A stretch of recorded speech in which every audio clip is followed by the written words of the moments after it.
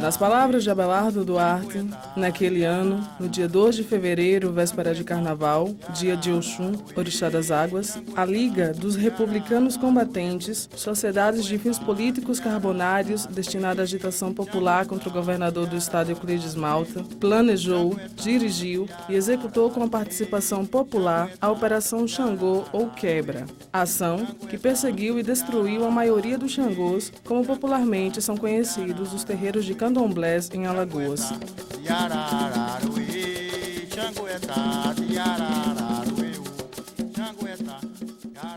A senhora já ouviu falar do Quebra de Xangô?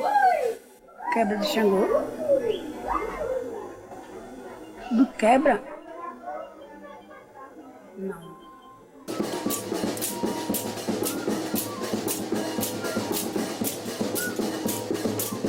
Já ouviu falar da tia Marcelina? Quem? Tia Marcelina. Não, conheço a tia Celina dali.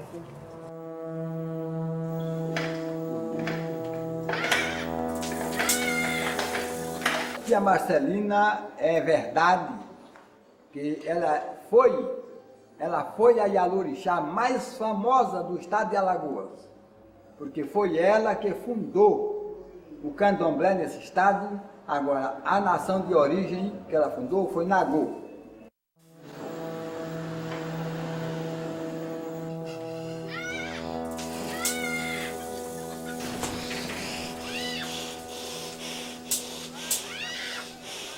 E o senhor já ouviu falar do Quebra dos Terreiros em 1912?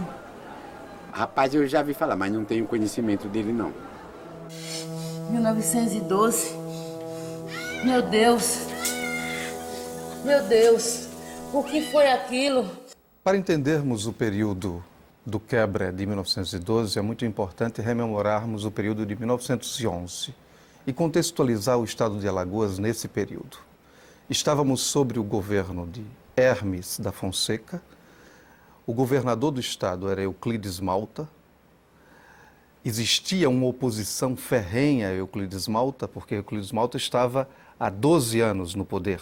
De família rural abastada, Euclides Vieira Malta, advogado, bacharel, ascende política e socialmente através do casamento com Maria Gomes Ribeiro Malta, filha do Barão de Traipu, remanescente da monarquia com grande influência política na região. Bom, esse casamento que ele estabelece com a filha do Barão de Traipu é que vai possibilitar a ele, né, o ingresso na vida política, né? O Barão de Traipu era uma dessas figuras que representa a transição entre a monarquia e a república. À medida que ele vai, vamos dizer, ingressando na vida política, que ele vai, vamos dizer, se envolvendo com os níveis mais elevados da política, ele se transfere para a capital. Assim, aqui, depois de ter conquistado essa posição de governador, ele vai lentamente se distanciando do seu sogro. Ele imediatamente torna-se proprietário de um jornal, A Tribuna, e a partir, né, desse veículo de comunicação, ele passa a divulgar não só o expediente, né, do palácio do governo, mas também todas aquelas notícias que lhe interessavam, assim, no sentido de legitimá-lo enquanto autoridade política. Ele não era apenas aquele governante, por exemplo, que repetia certas maneiras de governar antigas, né? Assim, ele também se empenhou em desenvolver um projeto político de modernização da capital. Euclides Malta se mantém intocável até 1909, período em que seu poder começa a ser abalado pela oposição liderada por Fernandes Lima, grande proprietário rural, ligado à classe de advogados, à elite econômica, a grupos de agricultores rurais e proletários alagoanos. Esses grupos passam a organizar ações para a derrota política de Malta no final de 1911, acusado de praticar feitiçaria para se manter no poder. Fernandes Lima cria uma série de instituições proletárias, além de lançar a candidatura de Clementino do Monte. Isso em 1911. Clementino do Monte é lançado candidato e persiste como candidato por mais ou menos quase um ano. Ou seja, os jornais sempre noticiando uma luta inflamada, clara, contra o Grupo Malta. Partindo daí, mais ou menos por volta de setembro, há um grande lance político que é o lançamento da candidatura de Clodoaldo da Fonseca, setembro de 1911.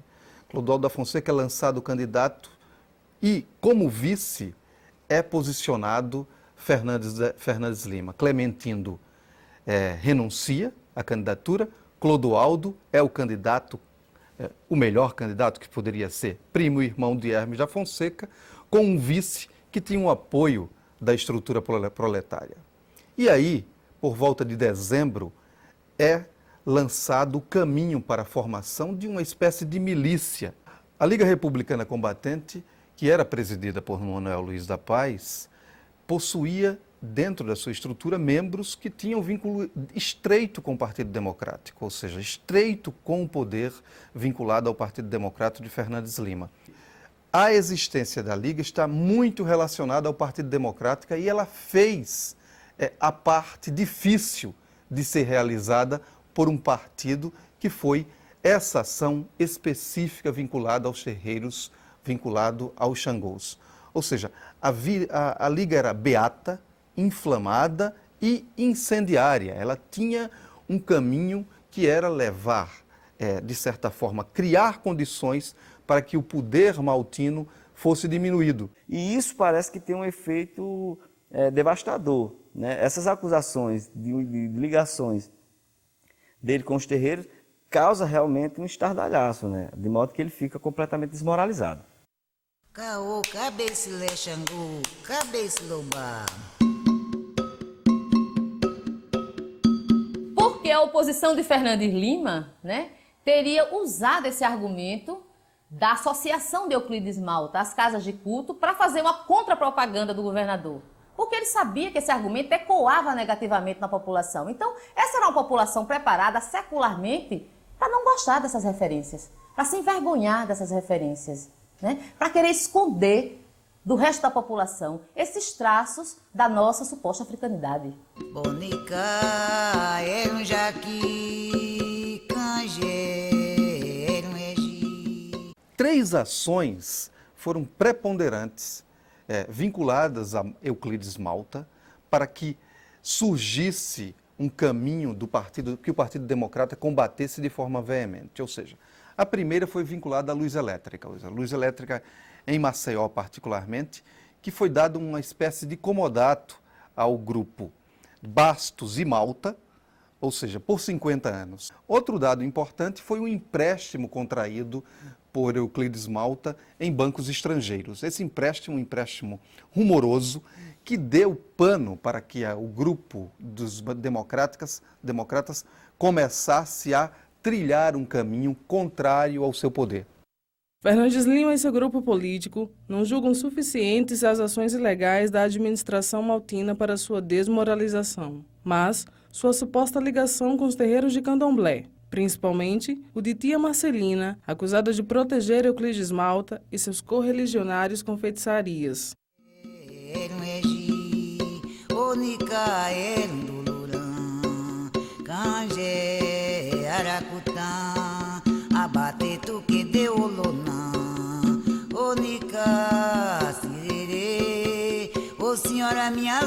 Transformar essa situação do vínculo de Euclides Malta com os terreiros, com os Xangôs, e fazer disso o front, o caminho para modificar esse poder desse indivíduo diante dessa sociedade, só tem um caminho para ser explicado, que é a atitude mais marcada, beata da população, ou seja, era uma população católica e que não admitia o culto africano.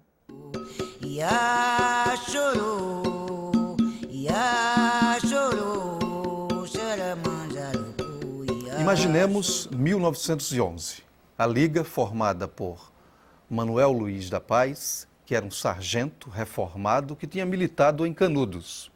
Imaginemos também que estávamos muito perto do período da pós-escravidão, ou seja, um período difícil. Alagoas possuía terreiros de Umbanda, ou seja, os denominados Xangôs, em cada longínquo bairro. Essas pessoas tinham ligação direta com a África, ou seja, por meio de parentes, ou alguns eram africanos. Chorou mãe, chora manjarucu, e babai mãe, chora manjarucu, se leu.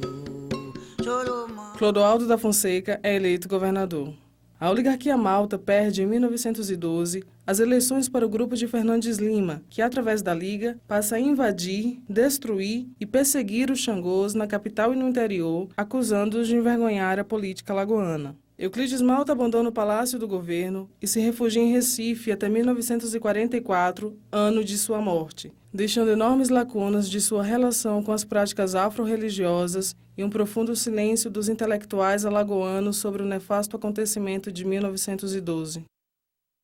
Tia Marcelina, eu não tenho, assim, no momento, lembrança desse nome assim, sabe? Tia Marcelina, né? Eu não posso provar.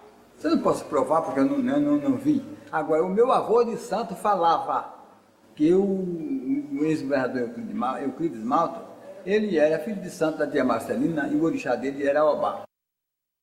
Essa história de que ele tenha sido nesse deposto, motivado porque ele usava candomblé, tratava de candomblé, não tenho, eu pelo menos não tenho consciência nenhuma assim.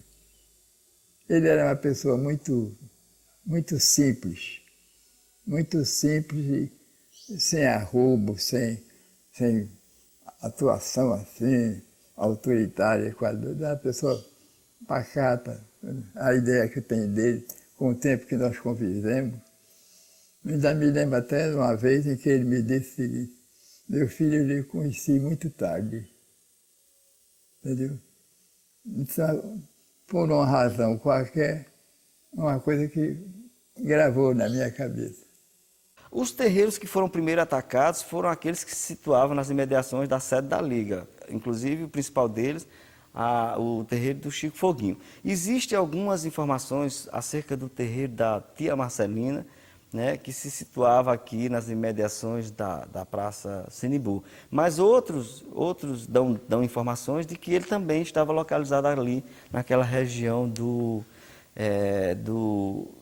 da Levada. Então, assim, depois de terem invadido os terreiros mais próximos, de terem, queimado parte dos objetos sagrados daquelas casas, de terem conduzido algumas das imagens que eles cultuavam em procissão pela cidade, eles foram percorrendo, né, fizeram um roteiro de destruição que tinha como foco as casas de culto. A partir de 2 de fevereiro de 1912, os terreiros em Alagoas foram violentamente invadidos.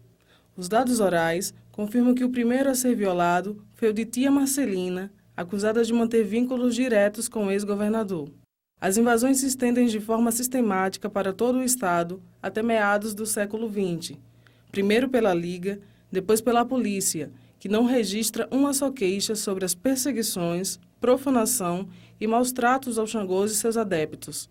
A saga de resistência desses grupos comove Babalorixás, Ialorixás e Iaôs. Quando houve a repressão e o quebra dos terreiros de candomblé, quando quebraram o terreiro dela, o que aconteceu foi quando houve a evasão da perseguição, aí disseram, bateram, lascaram a cabeça dela, quebraram o braço, quebraram a perna, e ela caiu. Quando caiu, disse assim: bate, moleque, lasca a cabeça, quebra a perna, quebra o braço, tira sangue, mas não tira saber.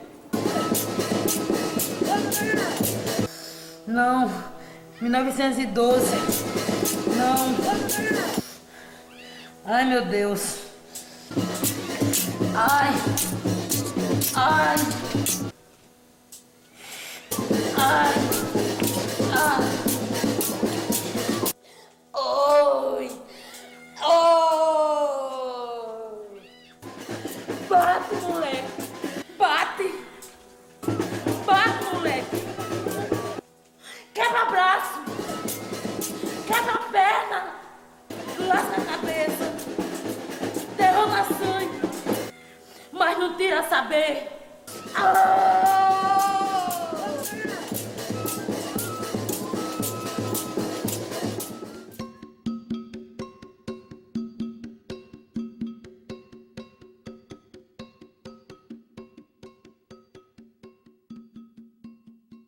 Os objetos rituais dos terreiros, que não foram destruídos ou queimados durante as invasões de 1912, foram recolhidos pela própria Liga para serem expostos como prova de sua ação, humilhando e oprimindo ainda mais os adeptos do candomblé. Em seguida, esses artefatos foram levados como testemunho das ações da Liga para a Sociedade de Perseverança e Auxílio, centro de reuniões da elite política e de intelectuais da Academia Alagoana de Letras. Atualmente, esse material faz parte do acervo do Instituto Histórico e Geográfico de Alagoas. Então essa violência ela torna-se não só uma violência dentro do terreiro do candomblé.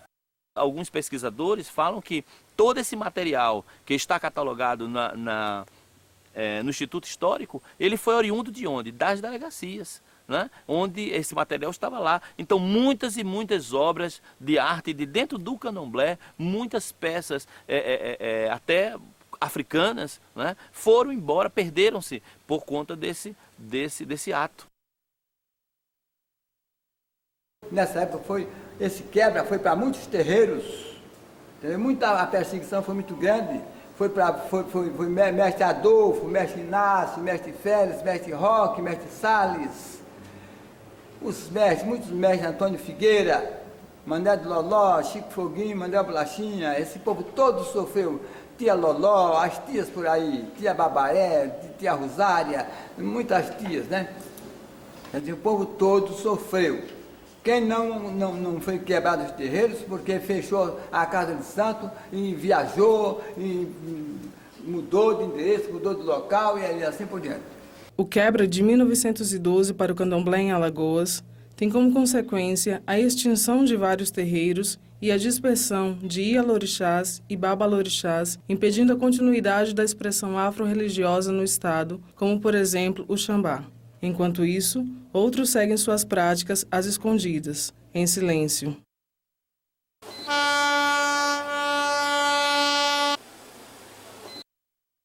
As origens imediatas do Xambá, nós sabemos que é uma nação de candomblé que foi introduzida em Pernambuco pelo babalorixá alagoano Arthur Rosendo Pereira no início dos anos 20.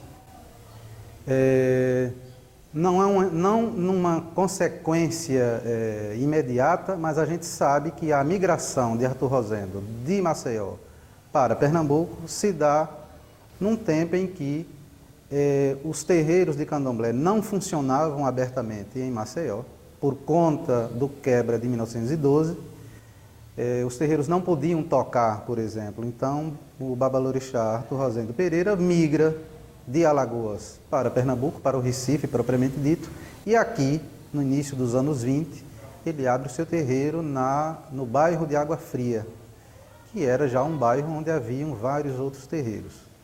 O Xambá é uma nação de candomblé, pouco conhecido aqui no Brasil, porque aqui é mais conhecida é o Nagô. Aqui só existia Nagô, entendeu? Aí veio o Xambá com Mestre Aurélio, sendo do Pai Rezende, né? O Pai Rezende foi embora e deixou eles aqui. Eles não correram, eles ficaram.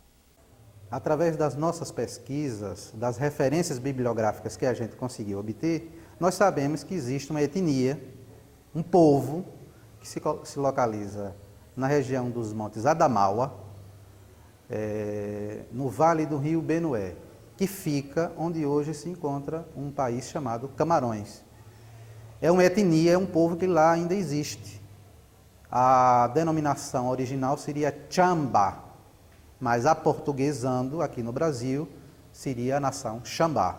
Aí a mãe de santo dele morreu, ele passou para a casa do avô, para a casa do seu Aurélio. Aí ficou. O seu Aurélio sendo o chefe do Xambá no estado de Alagoas, que não tinha outro Xambá, só tinha ele. O que nos liga a esse povo, ou essa etnia, que dá o nome à nossa nação, nação Xambá, é o fato de que Arthur Rosendo esteve na África, esteve em Dakar, e lá ele teve contato com o chamado tio Antônio, que seria membro da nação Xambá, seria do povo Xambá. E é com ele que ele aprende, que ele traz determinados conhecimentos que vai formar o que a gente chama hoje de nação Xambá.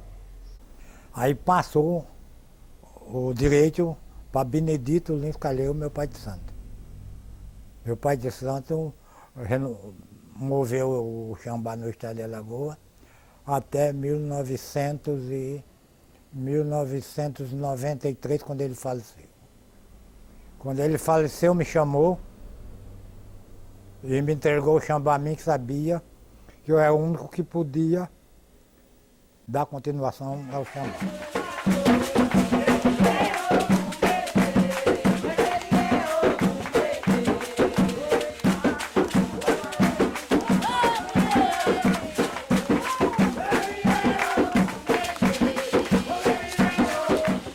O Brasil não é mais singular, não é singular religiosamente, nem politicamente, nem muito menos culturalmente. A religião cristã no Brasil também não é singular. Ela traz a marca cultural da sua própria história, da cultura que abraçou a fé cristã trazida pelos de fora e, ao mesmo tempo que abraça esta fé cristã, os daqui também dão o seu jeito próprio. O sincretismo religioso, assim chamado, não é algo que foi simplesmente abraçar o cristianismo que veio da Europa. Esse cristianismo que veio da Europa também sofre aqui dentro a marca do índio, a marca do negro, e o sincretismo cristão aqui no Brasil tem uma história própria.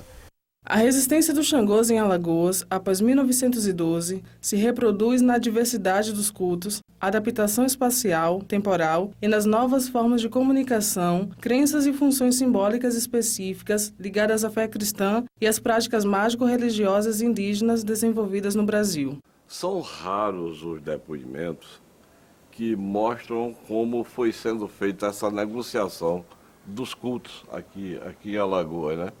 Você tem o que eu chamo de negociação é o culto buscando um espaço para ser aceito na sociedade e acabar a perseguição, né?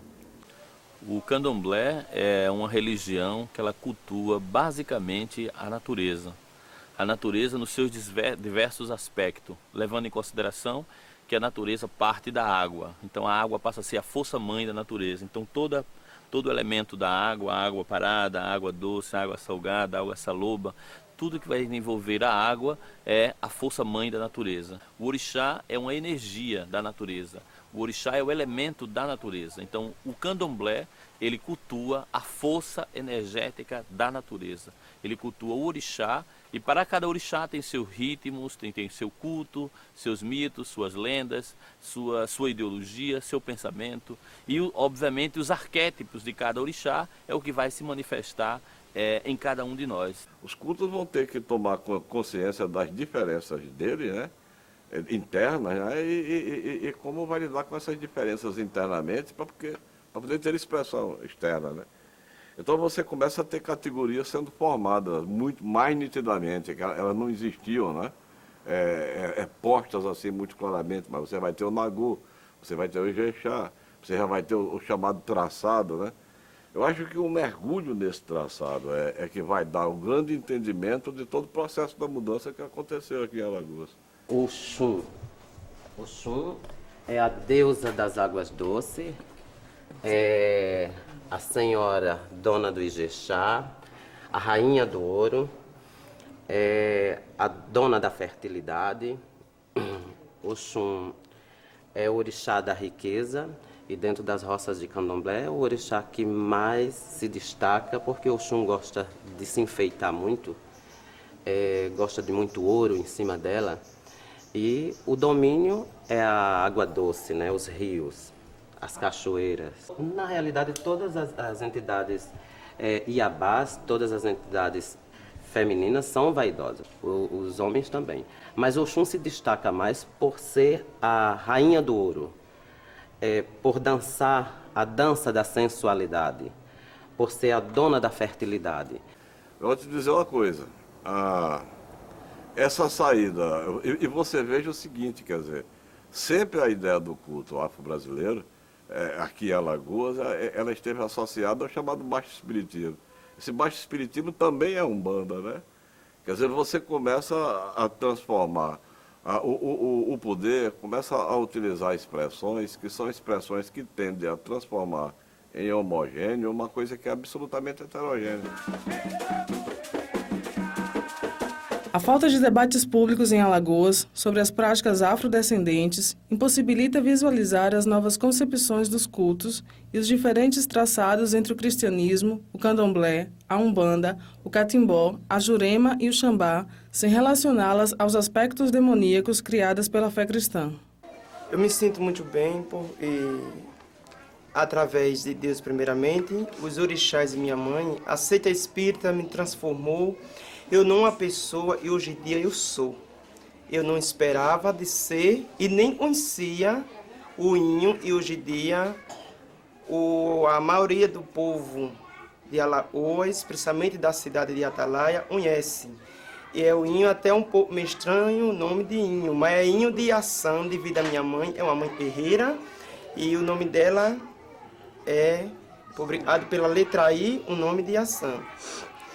E eu me sinto muito bem porque a seita espírita me transformou esse Inho, hoje em dia eu conheço.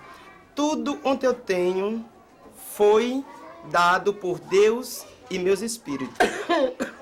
Eu carrego esse medo, porque sempre, durante toda a minha formação, os meus pais, meus avós, sempre colocaram essa questão da Umbanda, da Macumba, essa questão de espírito como uma coisa do mal. Isso é uma coisa diabólica, não é uma coisa de Deus. Então você vai crescendo com esse medo muito grande.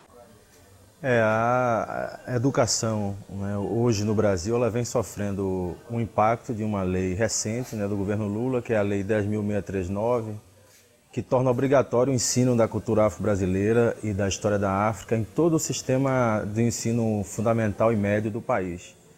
Essa lei, daqui para frente, eu acho que ela instaura um novo momento na sociedade brasileira, que é ela desenvolver um processo de autoconhecimento mais profundo, porque a história da educação no Brasil é uma história de produção de um silêncio muito grande em torno daquilo que marcou de maneira muito efetiva e rica a sociedade brasileira, que é a matriz cultural africana, hoje afro-brasileira.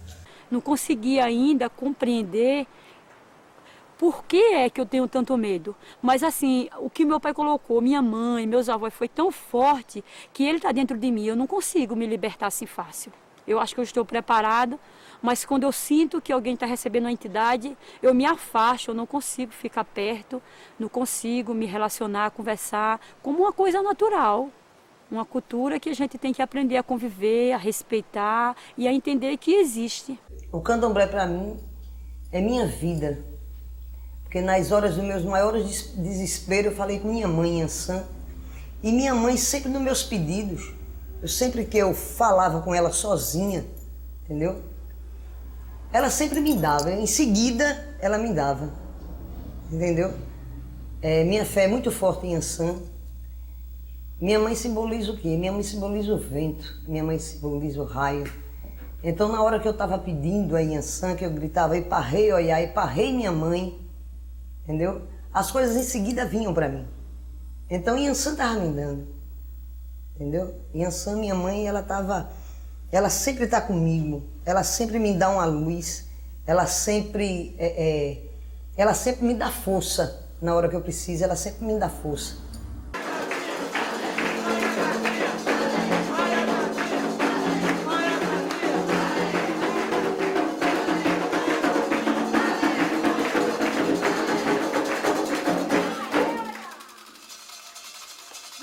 Exu é o Deus da noite, da orgia, é o Senhor das encruzilhadas. E por que normalmente a gente não pode, assim, você não pode mostrar, por que é tão... É porque Exu é o lado esquerdo da religião. E algumas pessoas veem Exu como o diabo. Exu não é o diabo. Toda religião tem seu lado positivo e o lado negativo. Então, esse é o lado esquerdo da religião. Exu é o mensageiro das encruzilhadas e como ele é cheio de mistério, Ele não aceita que ninguém abra essa porta aí sem que leve uma oferenda para ele. Mãe Netinha, ela nasceu em 1906 e foi registrada em 1912. Por conta de, naquele tempo, a gente não ter, no nosso estado, um cartório, né? Então, logo depois, em 1912, tivemos um cartório e aí ela foi registrada. Mas Mãe Netinha, ela faleceu aos 28 de julho de 2006, com 99 anos. Ela deixou o trono dela de Oxum, tá? Que é o orixá da casa, para Luandê. Como Luandê, 35 dias depois, também veio a falecer, este trono ele foi repassado para mim. E hoje a casa continua sendo da Oxum, mas regido por Xangô, que é o meu orixá. Ai, ai, ai, mamãe Oxum, ai, ai, ai, Yaramim, ai, ai, ai, mamãe Oxum, ai, ai, ai, Yaramim. A lua vem surgindo por trás das cachoeiras, ai, ai, ai, mamãe Oxum, ai, ai, ai, mamãe Oxum, ai, ai, ai, Yaramim. Olha aí, eu. Agora é esperar. Então, toda essa história de Mãe Netinha veio através de uma doença que ela teve, muito antiga, a barriga d'água. Então, sua mãe, sua avó, seus familiares antepassados cultuavam os orixás, que são elementares da natureza, né? Então, ela veio a ser curada pela barriga d'água, pelos orixás.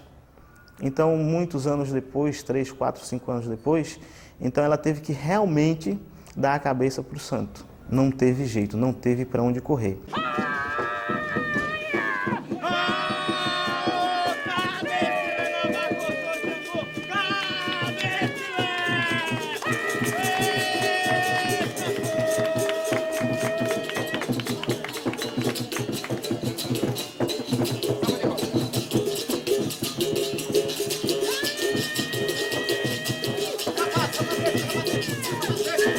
As pessoas que procuram o candomblé, às vezes, geralmente, sim, é para cuidar das correntes, para mostrar o que sabe, e muitos para procurar uma pequena ajuda, ou seja, no amor, ou seja, em negócios, como muitos procuram aqui, trabalho, não tem o compromisso dentro do espiritismo, mas procura para que a gente possa ajudar no trabalho, para que a gente possa ajudar no amor. Por quê? Porque o espiritismo, porque é uma solução mais rápida, digamos assim, né? Por isso que a gente procura o Exu ou o Pombogira para resolver problemas amorosos, que é ela que resolve. É Exu que abre caminho, que abre a estrada, que é dono das encruzas. Ou seja, até muita gente usa até de má fé os Exu para que possa destruir ao próximo. Hoje seu barulho morreu, eu vou dar pato delegado. Seu barulho morreu, eu vou dar pato delegado. Hoje já chegou seu Zé Pilinha,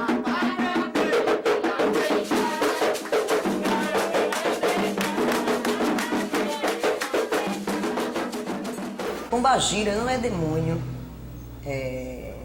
Exu não é demônio, entendeu? Porque Exu, para começar, ele é um orixá. Ele é um orixá, é um dos primeiros orixás. Para se tocar candomblé, primeiro tem que se tocar para Exu, para chegar em Oxalá. É de Exu a Oxalá, entendeu?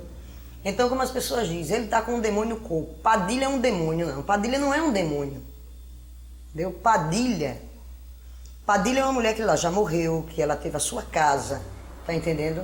Então, era uma mulher que bebia muito, era uma mulher que vivia no cabaré, entendeu?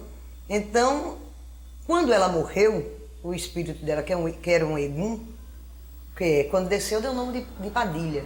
Mas ela não é um demônio, porque um demônio não desce em ninguém, porque se o demônio descer, ele mata. As pessoas têm que ver isso. Se um demônio desce em alguém, você vai morrer, você não aguenta um demônio no couro. Entendeu? E isso não existe. Os rituais, tanto nos cultos de matriz africana, como na Jurema ou na Umbanda, possuem elementos comuns como o transe, o canto, a dança, os tabus. Cada uma dessas expressões apresentam diferenças significativas devido a que todo orixá, toda entidade, possui sua própria energia. Daí, as formas de invocar e de se relacionar com cada uma delas são evidentes nos resultados obtidos pelos praticantes. Esse é o culto Jurema Sagrada. Jurema não é religião, é seita. Deve ter aproximadamente uns 200 a 300 anos essa seita. Porque a Jurema Sagrada é a mistura, é a pagelância, né? Do índio, os pagãos da Igreja Católica, os bruxos da antiga Europa, que fundaram o culto Jurema Sagrada. E esse culto chegou ao Brasil, na época que esse culto veio ao Brasil, não usava tabaco, só a famosa mesa branca, a mesa de sessão, onde se fazia orações na mesa e chamava o espírito das pessoas que se foram desse plano. Esse culto aqui é diferente do candomblé, porque se chama os eguns, espírito dos que foram desse plano para o outro. O candomblé não conhece a Jurema Sagrada. Aqui é o terreiro de orixás que a África não conhece. A África não conhece o preto velho, que incorpora fazendo uma oração, rezando um rosário. Então, dentro do culto Jurema Sagrada existe o caboclo das águas, que é o marujo. Existe o caboclo do azeite, que é o boiadeiro.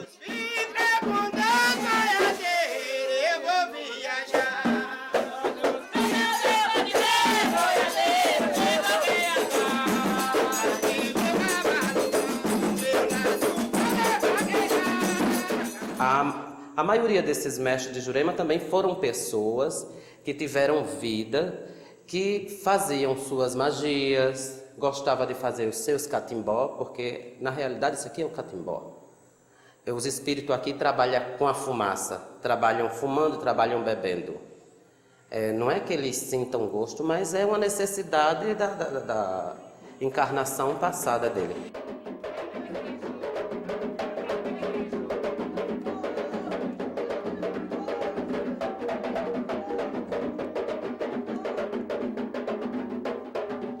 No início do século XX, a população em Maceió era de aproximadamente 30 mil habitantes. Estima-se que existiam na capital, em média, 50 terreiros. A perseguição se estendeu para outros municípios, como, por exemplo, Atalaia, Santa Luzia do Norte, Cajueiro, Viçosa, entre outros. Apesar do quebra de 12, os terreiros se desenvolveram em silêncio. Hoje, calcula-se que existem mais de 2.000 xangôs espalhados pela capital e pelo estado. Quando o doutor Euclides Malta foi embora, perdeu as eleições, foi embora, antes de viajar, ele recomendou a madrinha, a tia Marcelina, que ela fosse embora, passar para a Bahia, fosse embora, não ficasse em Maceió, porque depois o outro governador estava tomando posse, ele não ia aceitar, ele não ia consentir em candomblé, porque não se dava com o negócio de candomblé, ia proibir, ia haver uma repressão séria. E ela não foi,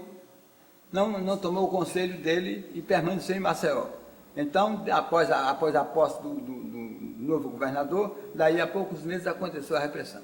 A tia Marcelina da Costa, nos momentos de aflição, de dores, de aflição que ela passou, ela chamava muito por Xangô Dadá, meu pai Xangô Dadá, meu pai Xangô Dadá, caô cabecilé, caô cabieci. Não é porque Xangô Dadá fosse o orixá dela, ela era filha de Ogum Jobi, clamava, chamando por Xangô Dadá, pedindo justiça pelo que aconteceu, pelo que passou, pelo que ela estava sofrendo, pelo que ela sofreu.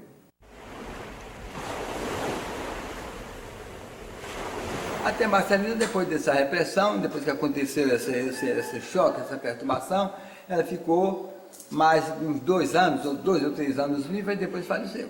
Quando se quebra os terreiros de Maceió, todos, ou quase a totalidade desses terreiros, em 1912, na realidade, esse é uma culminação, né? É o ponto principal, vamos dizer, onde deságua a exemplaridade dessa violência cultural construída.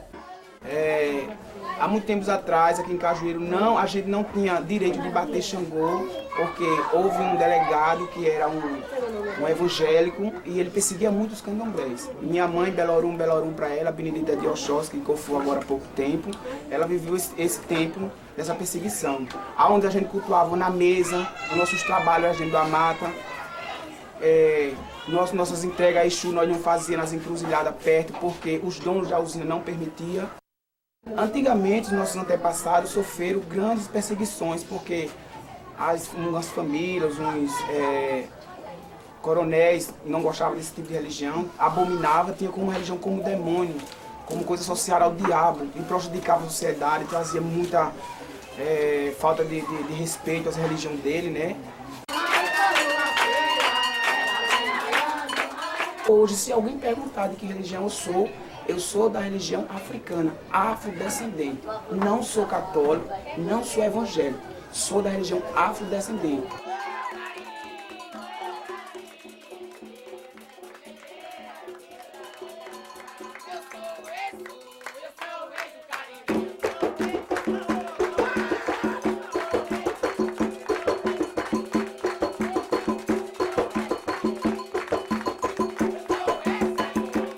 Então, não é assim, uma violência localizada, né, só para os terreiros. A violência estava pontuada em muitos aspectos do território alagoano, né? Por exemplo, a crônica do Félix Lima Júnior, para voltar para uma referência, né, histórica, ela dá exemplos de como, em plena luz do dia, por exemplo, personagens que tinham vivido situações, né, de constrangimento com políticos,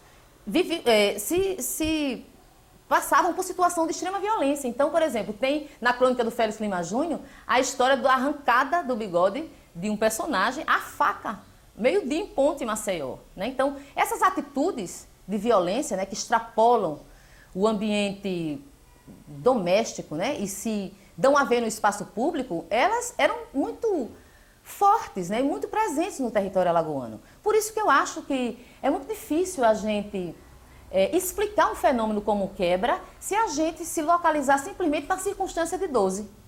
Né? Na verdade, ele só culmina, essa violência só culmina, e ela ainda está presente nos dias de hoje. Né?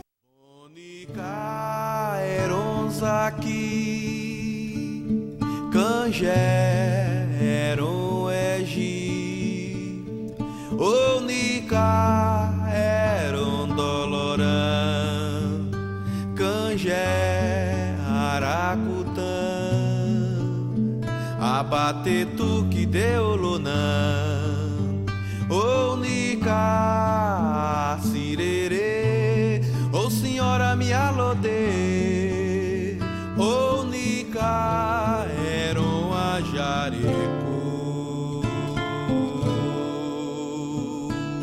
e eu, ô nica eram aqui.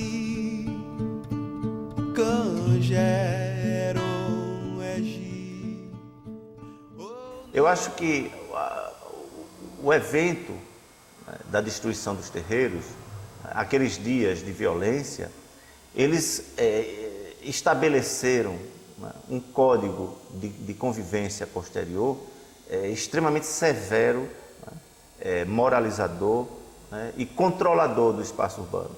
Eu creio que o quebra ele se apresentou como uma pedagogia exemplar, para usar uma palavra definitiva sobre isso. Não é? A violência do quebra, ela não sendo única no país, ela aqui foi muito mais efetiva e eficaz nos resultados que gerou. Né? Porque o que nós observamos é que quando o carnaval, por exemplo, que é uma festa que particularmente eu estudei, quando o carnaval se torna uma festa de massa, uma festa mais popular e mais participativa na cidade, no final dos anos 20 e, sobretudo, a partir dos anos 30, alguns mestres de maracatu, algumas lideranças claramente vinculadas à vida dos terreiros, só puderam aparecer, pelo menos na imprensa, nos jornais, nas notícias, enquanto brincantes do folclore alagoano. Isso era do meu pai.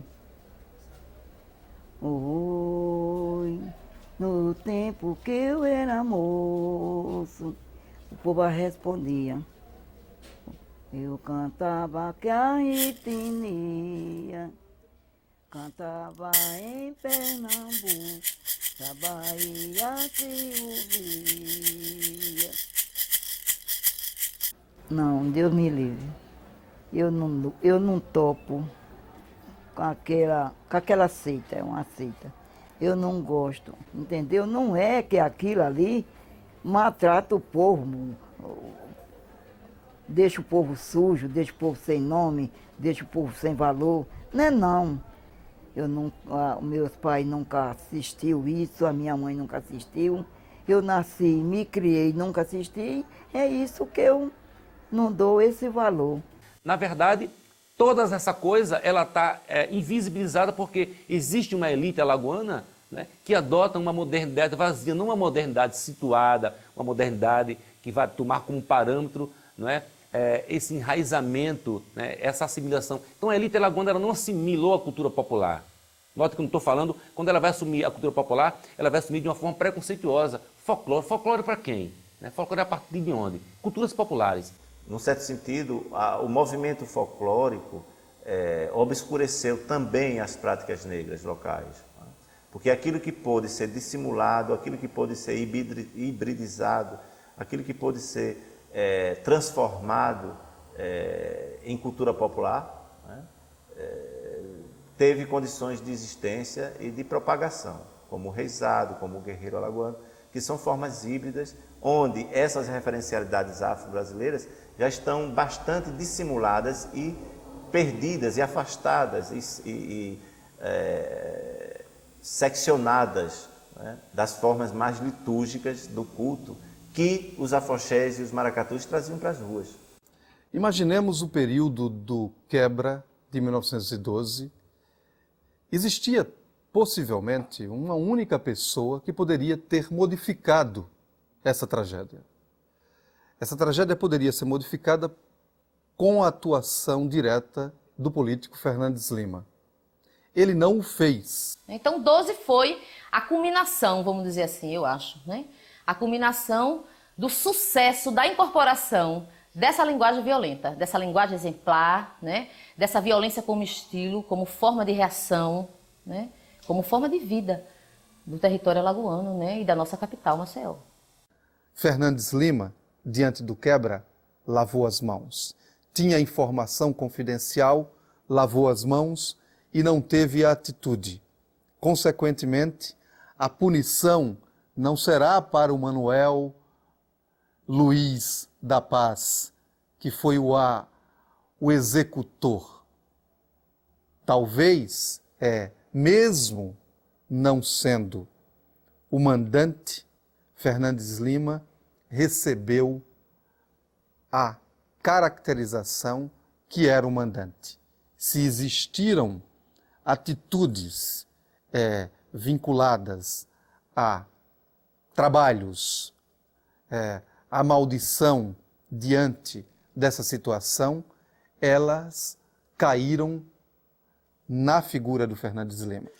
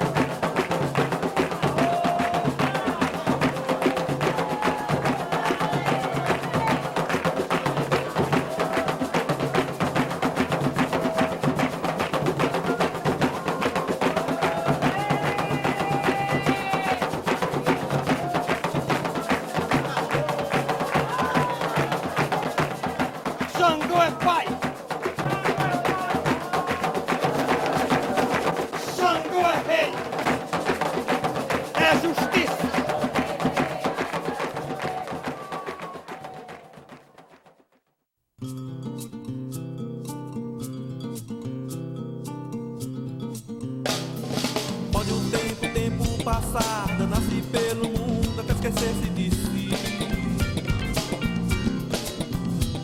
Que não vai apagar a memória do quebra de Xangô.